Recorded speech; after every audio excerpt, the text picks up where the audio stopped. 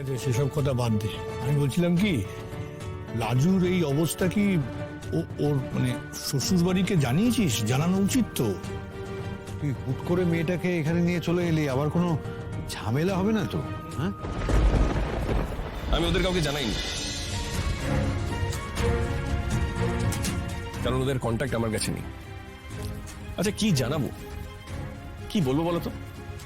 ওই ইডিয়েট সুদেব অসুস্থ মেয়েটাকেও কলকাতা ছেড়ে দিয়ে বাড়ি চলে গেল। কেন চলে গেল? কি 4 ঘন্টা ওইখানে বসে কি করবে?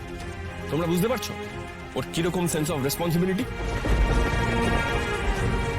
থাক, ওদেরকে কোনো খবর দেওয়া দরকার নেই। ওরা শুধু অশান্তি করবে, কোনো কাজে আসবে না। নেগেটিভ লোকজনের দল একটা। লাজু এখানে থাকুক, এখানে লেখাপড়া শেষ করুক, তারপরে নিজের রাস্তা নিজে দেখে নেবে, চাপবার যা কিছু করবে। বাবা, এই ডিসিশন নেওয়া তুমি কেউ নও। এটা ওদের বাড়ির ব্যাপার, ওদেরকে বুঝে নিতে দাও। মা, আমি একটা মানুষ, একটা অসুস্থ মেয়েকে অবহেলা করা হচ্ছে সেটা জেনেও লাজুর জীবনের সব রেসপন্সিবিলিটি আমি ওদেরকে দিয়ে দেবো?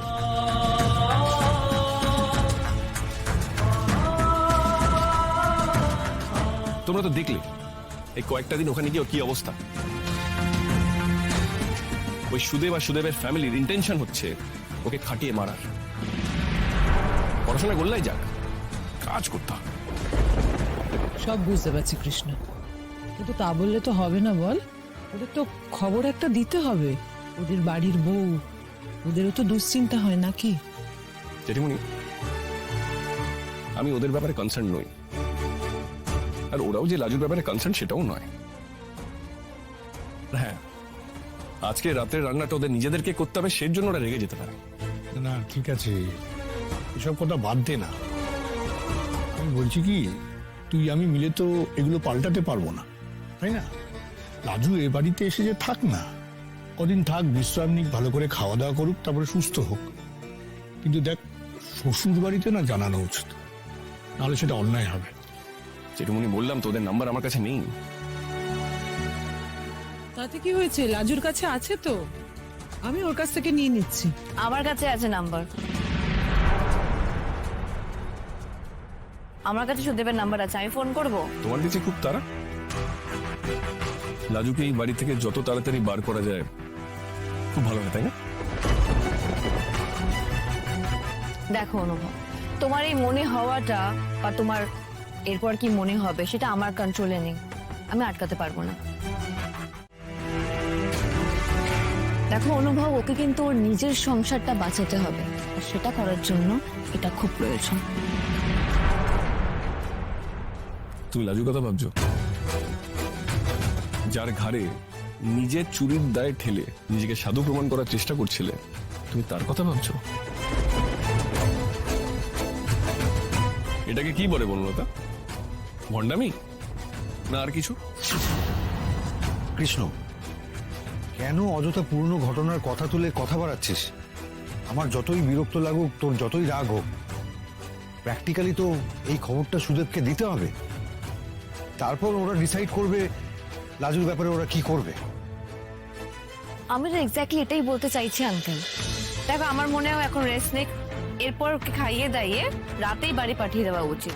একটু রাত হলেও কোনো অসুবিধা হবে না। দেখো, তোমার কি মনে হয় তোমার কি মনে হয় না সেটা আমার কাছে ইম্পর্টেন্ট নয়।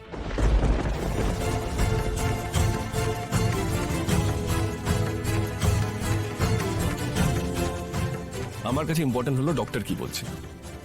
ডক্টর বলেছে লাজু 3 দিনের রেস্ট দরকার, কমপ্লিট রেস্ট। আর ওদের বাড়ির যা কালচার, যা মানসিকতা, ওখানে রেস্ট নিতে পারবে? বাড়ির বউ রেস্ট নিলে তো ওদের মনে হবে যে ওদের পাওনা ফাঁকি পড়ে গেল। এটা ওদের ব্যাপার কৃষ্ণ, ওদের গাছ, ওরা আগায় কাটুক গোড়ায় কাটুক, ওদের ব্যাপার, যা খুশি করুক। তোকে এত মাথা ঘামাতে হবে না। আলবাত হবে না।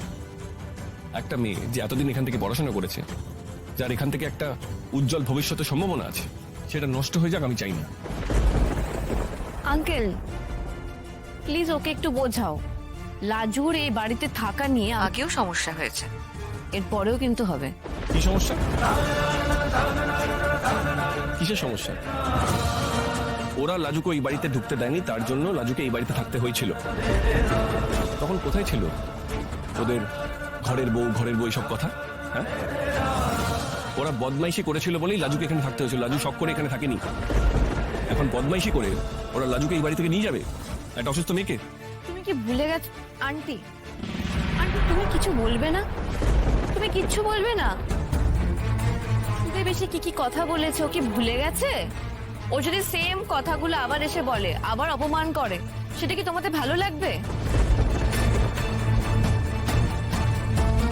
দেখো, তোমাদের বুঝতে হবে আমার অনুভবের প্রতি যাই মনোভাব থাকুক না কেন, আফটার অল আমি তোমার স্ত্রী অনুভব। আমি কি তোমার খারাপ চাই? সে ঢলারি মেয়ে গিয়ে ওই শহরের বাড়িতে উঠেছে? ছি, ছি, ছি, ছি, ছি। আরে এত করে ওকে বলা হলো, এত করে শাসন করা হলো, তবু সে কথা শুনলো না। সুযোগ পেয়ে তার ও বাড়ির প্রতি এত টান যে ওখানে গিয়ে উঠতে হলো। আরে দোস্ত তোমার সুপুত্র, সে রেখে বাড়ি চলে এলো কেন? পরীক্ষা দিয়ে তাকে একেবারে এখানে নিয়ে আসতে পারলো না? আরে বাবা, আমি কি করব? আমি কি 4 ঘন্টা বসে মশা মারবো? তাকে তো বলেছিলুম 2 ঘন্টার মধ্যে যা হোক কিছু একটা লিখে তুই চলে আসবি, কিন্তু সে কথা শুনলো? তার বেকা মেয়ে ছেলে বললো 4 ঘন্টাই নাকি লিখবে। দাদা ভাই চুপ কর। ছোট বৌদি যা বলেছে একদম ঠিক করেছে। তোকে একটুখানি বেশি দাঁড়িয়ে থাকতে হবে, তার জন্য ওকে যেভাবেই হোক পরীক্ষা দিতে হবে। এটা কোনো কথার কথা? আর ওই মেয়েটা সারা রাত জেগে পড়াশোনা করেছে, অসুস্থ শরীর নিয়ে লেখাপড়া করেছে, তার কথার কোনো দাম থাকবে না।